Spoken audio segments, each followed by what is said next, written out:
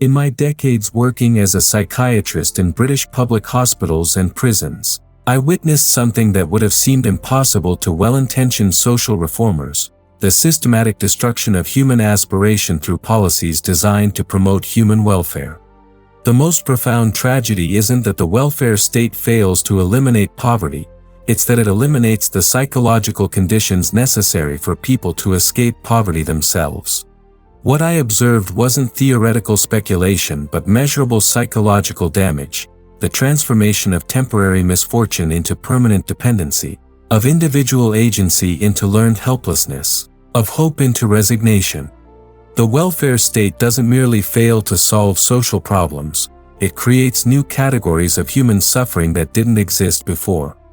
Through careful observation of thousands of patients, I discovered that our most compassionate policies produce the most systematic cruelty. The evidence isn't hidden in academic studies, it's visible in every consultation room, every prison cell, every housing estate where aspiration has been medically anesthetized by bureaucratic benevolence. Today, I'll share the psychological mechanisms through which welfare dependency operates, the measurable damage it inflicts on human character, and why our refusal to acknowledge this evidence represents one of the greatest moral failures of our time. Chapter 1: The Laboratory of Learned Helplessness: What Prison Medicine Revealed. My most devastating insights into welfare's psychological damage came not from academic research but from treating prisoners whose lives had been shaped by decades of state dependency. These weren't abstract case studies, they were human beings whose capacity for self-determination had been systematically eroded by policies designed to help them. What struck me immediately was how welfare recipients displayed the exact psychological profile that experimental psychologists had identified as learned helplessness, the condition where subjects stop trying to escape adverse conditions even when escape becomes possible. In my prison consultations, I encountered men and women who genuinely believed they were incapable of supporting themselves. This wasn't mere laziness or moral failing, it was a conditioned psychological response created by years of receiving benefits without any requirement for reciprocal effort. They had internalized the message that they were fundamentally inadequate, requiring permanent external support to survive. The welfare system had achieved what deliberate psychological conditioning could hardly accomplish more effectively: the complete elimination of belief in personal agency. Consider the psychological profile of long-term welfare recipients I treated. They displayed chronic anxiety about any change in their circumstances, profound fear of responsibility, and an almost superstitious belief that attempting self-improvement would result in catastrophic punishment. They had learned to navigate bureaucratic systems with remarkable sophistication while remaining paralyzed by the prospect of navigating ordinary employment or personal relationships that required initiative and persistence. The most telling evidence was their response to opportunities for advancement. When presented with job training programs or educational opportunities, they would sabotage their own progress through elaborate unconscious mechanisms, missing crucial appointments, creating interpersonal conflicts, or developing mysterious ailments that prevented completion. This wasn't conscious deception, it was the psychological equivalent of an immune system rejecting what it perceived as a foreign intrusion. What the welfare state had created wasn't a safety net but a psychological prison where the inmates had been conditioned to fear freedom itself. The tragedy wasn't that these individuals were lazy or immoral, it was that a system designed to preserve human dignity had systematically destroyed the psychological foundations of dignity, self-reliance, personal agency, and the satisfaction of earned achievement. Chapter 2: The Corruption of Natural Human Incentives: How Welfare Inverts Moral Psychology. Through years of clinical observation, I documented how welfare systems corrupt the natural incentive structures that guide healthy human development. What I witnessed wasn't simply economic dependency but the systematic inversion of the psychological rewards that normally motivate human flourishing. The welfare state achieves something remarkable: it makes virtue economically irrational and vice economically profitable. In functional societies, Individuals learn through natural consequences that responsibility produces security, that effort generates reward, and that delayed gratification yields superior outcomes. The welfare system reverses these fundamental equations. Recipients quickly discover that demonstrating capability reduces benefits, that seeking employment threatens security, and that planning for the future jeopardizes present support. The system rewards precisely the behaviors that prevent long-term flourishing. I observed this inversion most clearly in young women who calculated with chilling precision how pregnancy would increase their benefits and housing priority. These weren't inherently immoral individuals, they were responding rationally to perverse incentives created by bureaucratic compassion. The welfare system had made single motherhood economically advantageous compared to stable partnership, immediate gratification more profitable than education or skill development, and permanent dependency more secure than the risks of self-improvement. The psychological damage extended beyond simple calculation to fundamental alterations in moral reasoning. Patients regularly justified destructive behaviors by reference to their entitlements, displaying a complete inversion of the relationship between contribution and reward. They had learned to view society as an inexhaustible resource that owed them support regardless of their choices or behavior. Most disturbing was the transmission of these corrupted incentives to children. I witnessed mothers unconsciously training their daughters to view pregnancy as a path to independence and their sons to view employment as optional. The welfare system wasn't simply supporting one generation, it was programming future generations to repeat the same patterns of dependency. The natural human capacity for shame, which normally guides individuals away from parasitic behavior, had been systematically disabled through official redefinition of dependency as a right. What should have been temporary embarrassment requiring quick remediation became permanent identity requiring bureaucratic validation. The welfare state had achieved the remarkable feat of making psychological dysfunction socially respectable and economically rational. This corruption of natural incentives explains why increased welfare spending consistently fails to reduce welfare dependency. The system doesn't address the causes of poverty, it systematically reinforces the psychological conditions that perpetuate poverty across generations. Chapter 3: The Measurable Destruction of Aspiration, Clinical Evidence of Welfare's Psychological Toxicity. Perhaps the most heartbreaking damage I documented was the systematic destruction of human aspiration among welfare recipients. This wasn't a subjective impression but a measurable clinical phenomenon, the progressive deterioration of patients' ability to envision or pursue long-term goals. What I observed was nothing less than the medical amputation of hope through bureaucratic procedure. Initial interviews with new welfare recipients typically revealed normal human aspirations, desires to improve their education, develop skills, create stable relationships, or build businesses. Follow-up consultations after years in the system showed systematic erosion of these aspirations, replaced by increasingly modest and defensive goals focused on maintaining benefits rather than transcending the need for them. The welfare system hadn't simply failed to nurture human potential, it had actively poisoned it. I developed an informal measurement system to track this deterioration, asking patients to describe their goals for the next 5 years. Recent welfare recipients would outline detailed plans for self-improvement and independence. Long-term recipients couldn't conceive of goals beyond the next benefit assessment.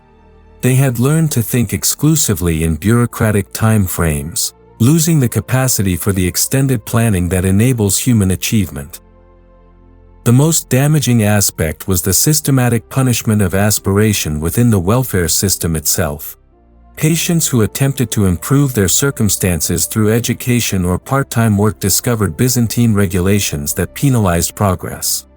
They learned that expressing optimism or capability to social workers resulted in reduced benefits, while emphasizing pathology and hopelessness ensured continued support. The system had created powerful incentives for learned helplessness and systematic disincentives for personal growth. Clinical observations revealed specific psychological symptoms that I began to recognize as welfare dependency syndrome, chronic anxiety about any change in circumstances, profound fear of personal responsibility, inability to delay gratification for long-term benefits, and a peculiar form of depression characterized not by sadness but by the absence of desire itself. These patients hadn't simply lost hope, they had lost the capacity to hope. The evidence was particularly stark in comparing identical twins where one had remained welfare dependent while the other had achieved independence. The psychological differences were dramatic. The dependent twin displayed markedly reduced initiative, compromised planning abilities, and a fundamentally passive relationship to life circumstances.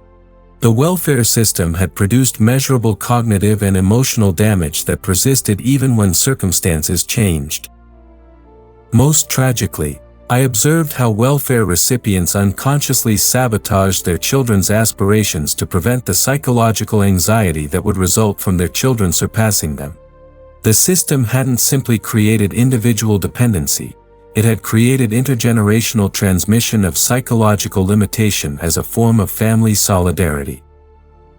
Chapter 4: The Sentimentalism That Enables Systematic Cruelty, How Elite Compassion Perpetuates Suffering.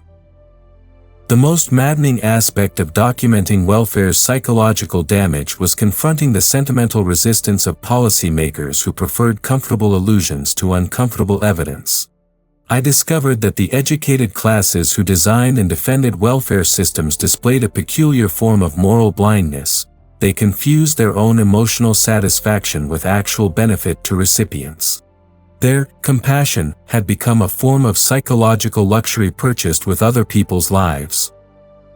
Elite supporters of expanded welfare consistently demonstrated what I came to recognize as sentimental compassion, emotion that prioritizes the moral feelings of the giver over the practical welfare of the recipient. They derived psychological satisfaction from supporting policies that made them feel generous and enlightened, regardless of whether these policies actually helped the supposed beneficiaries.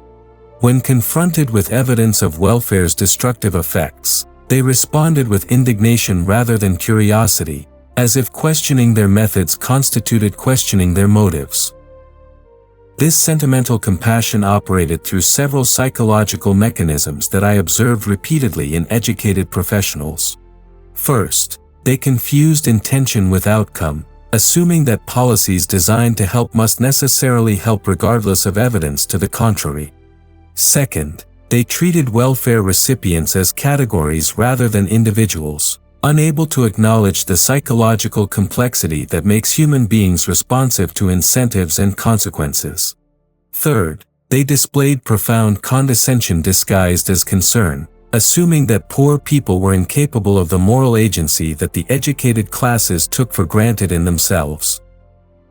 Most perniciously, elite defenders of welfare systems exempted themselves from the consequences of their policies.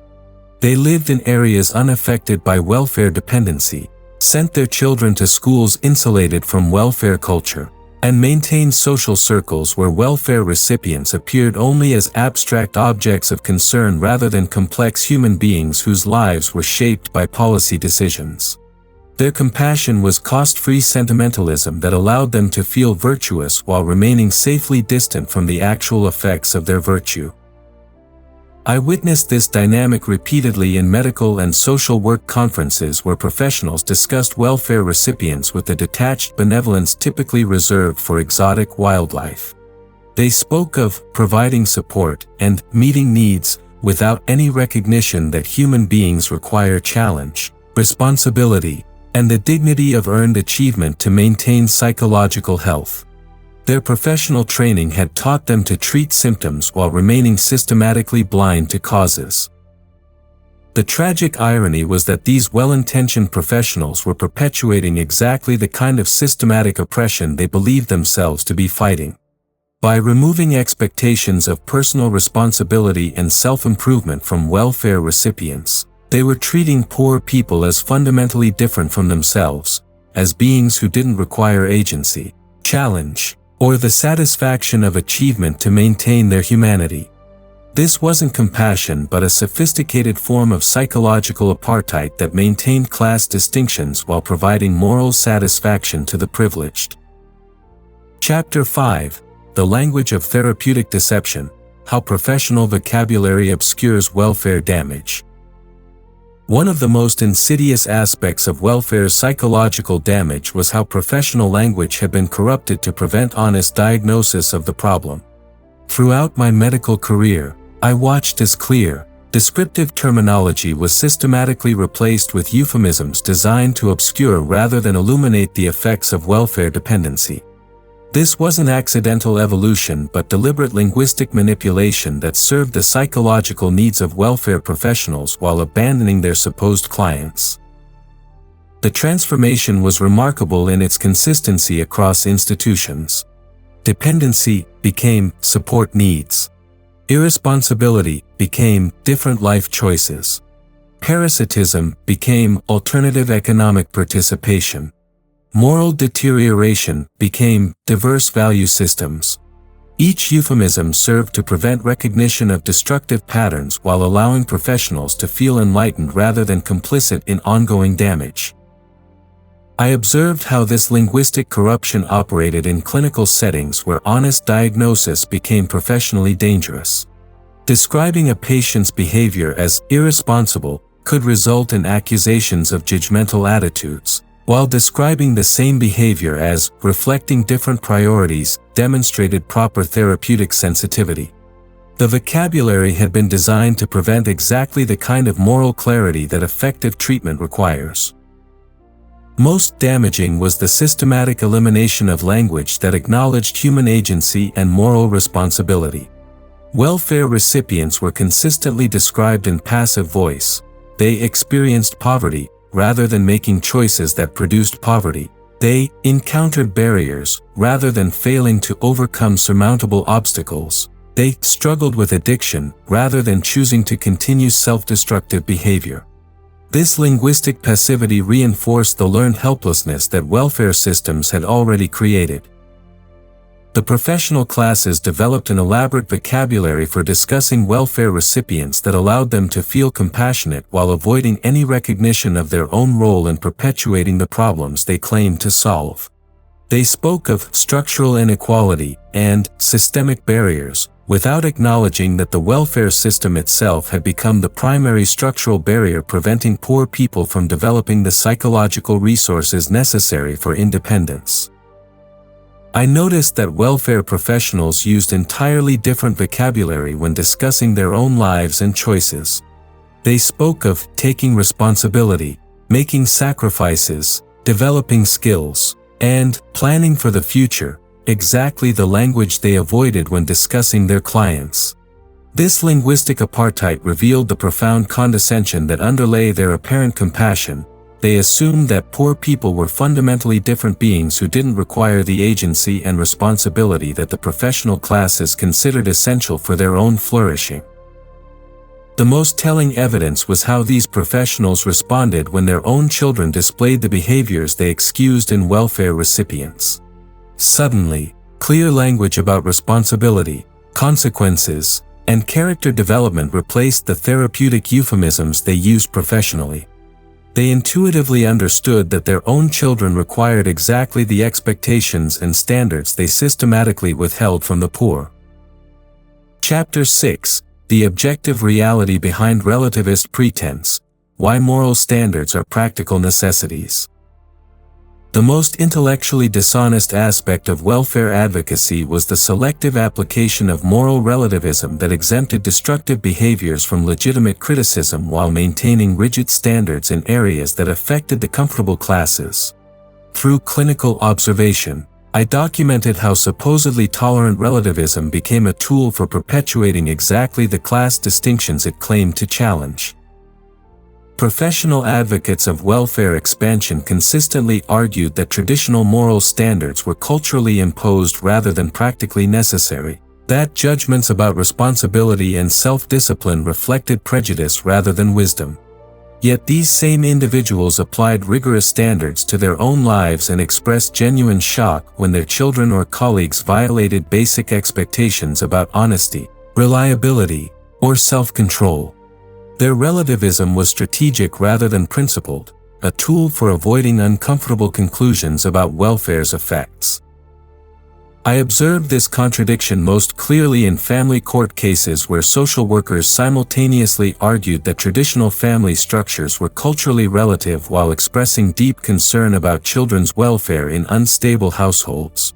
They couldn't acknowledge the obvious connection between family structure and child outcomes without undermining their ideological commitment to non-judgmental tolerance. The result was systematic cognitive dissonance that prevented effective intervention to protect vulnerable children. The clinical evidence consistently demonstrated that human beings require objective moral standards for healthy psychological functioning. Patients from welfare-dependent backgrounds who lacked clear expectations about behavior displayed markedly higher rates of anxiety, depression, and interpersonal dysfunction compared to those raised with consistent standards and consequences. The absence of moral structure didn't produce liberation but psychological chaos. Most tellingly, welfare recipients themselves expressed profound hunger for the clear expectations that professional helpers systematically withheld from them. In honest moments, they acknowledged that the absence of standards left them feeling worthless and directionless. They recognized intuitively that being exempted from normal expectations was a form of exclusion rather than inclusion, a signal that they were considered incapable of meeting the standards that others took for granted. The practical consequences of moral relativism were measurable and consistent: increased rates of family breakdown, child neglect, substance abuse, and criminal behavior in communities where traditional expectations had been systematically undermined by professional helpers who confused tolerance with compassion. The relativist experiment had produced exactly the social pathologies that traditional moral systems had evolved to prevent. I witnessed repeatedly how the introduction of clear, consistent expectations produced immediate improvements in patient behavior and psychological well-being. Human beings responded positively to being held to standards because standards communicated respect for their capacity to meet them. The systematic lowering of expectations that characterized welfare culture communicated exactly the opposite message: that recipients were considered inherently incapable of normal human achievement. The evidence was overwhelming. Moral standards weren't cultural luxuries but practical necessities for healthy individual and social functioning.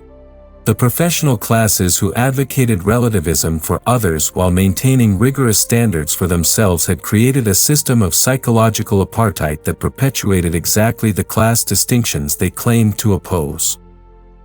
Chapter 7: Restoring Human Dignity Through Expectation: Practical Remedies for Welfare's Psychological Damage. After documenting the systematic psychological damage inflicted by welfare dependency, I observed that recovery required deliberate restoration of the expectation-consequence relationships that healthy human development requires. The solution wasn't simply eliminating welfare but reconstructing social systems that demanded and rewarded personal agency, responsibility, and genuine achievement. My clinical experience revealed specific interventions that consistently produced positive outcomes when applied with appropriate firmness and support. The most effective interventions consistently involved restoring reciprocity to welfare relationships. Recipients who were required to contribute meaningful work, education, or community service in exchange for support showed immediate improvements in self-respect and long-term planning abilities. The key wasn't the specific nature of the contribution but the psychological restoration of dignified exchange rather than one-way dependency. Human beings require the satisfaction of earning their support to maintain psychological health. I documented remarkable transformations when welfare recipients were held to the same standards of behavior and achievement that middle-class individuals considered normal. When agencies began requiring attendance, punctuality, and basic courtesy as conditions for continued support, recipients responded with capabilities they had previously hidden or suppressed. The systematic lowering of expectations had created artificial incompetence that disappeared when normal standards were restored. Time limits proved particularly effective in restoring healthy motivation and planning abilities. Recipients who knew their support would end at a specific date began displaying exactly the initiative and resourcefulness that permanent benefits had eliminated.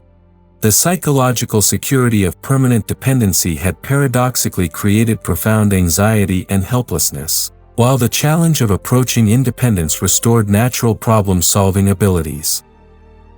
The most successful programs combined high expectations with genuine respect for recipients' potential.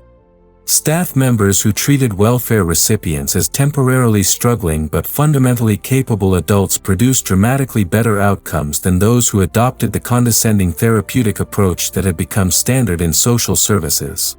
Recipients responded positively to being challenged because challenge communicated belief in their abilities.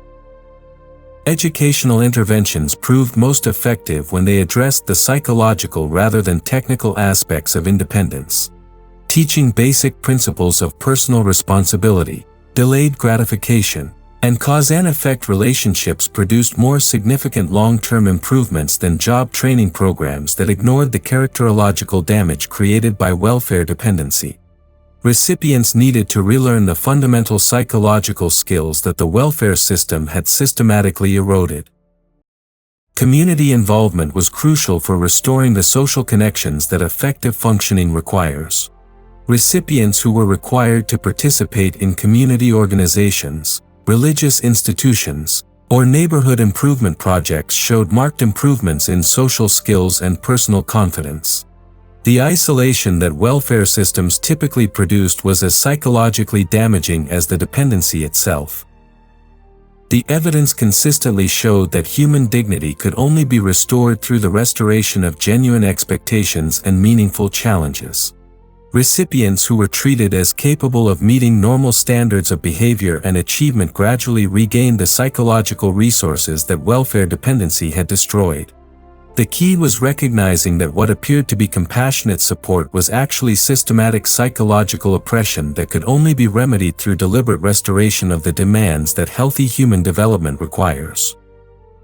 Recovery required acknowledging that dependency was psychologically toxic regardless of material comfort, and that genuine compassion demanded the restoration of challenge, responsibility, and earned achievement rather than the comfortable degradation of permanent support.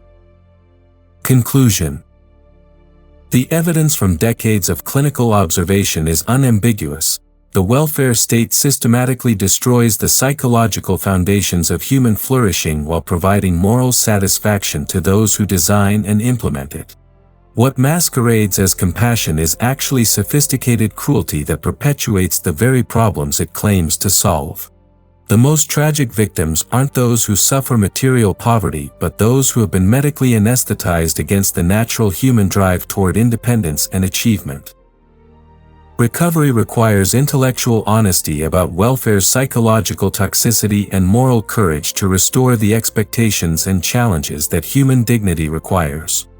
This isn't ideological preference but clinical necessity based on observable evidence about what human beings need to maintain psychological health.